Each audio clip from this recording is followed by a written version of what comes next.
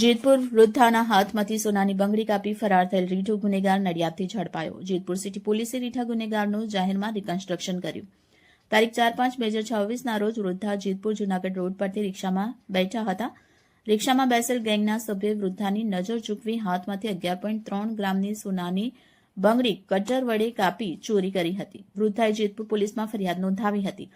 Nadiad LCB team patrolling દરમિયાન બાતમીના આધારે નડિયાદ રેલવે સ્ટેશન પાસેથી બંગડી ચોરનાર ગેંગના એક શખ્સને પકડી પાડ્યો અને જેતપુર પોલીસને સોંપ્યો હતો. જેતપુર પોલીસે ઇસમનો મુદ્દામાલ સાથે કબજો લઈ તપાસ શરૂ કરી છે. જેતપુર સિટી પોલીસે બંગડી ચોર ઇસમનો બનાવ સ્થળ પર રિકન્સ્ટ્રક્શન કરવામાં આવ્યું. જેતપુર પોલીસે આરોપીની આકરી પૂછપરછ કરી ગેંગના અન્ય ઇસમો ક્યાં છે તેની તપાસ હાથ ધરી છે.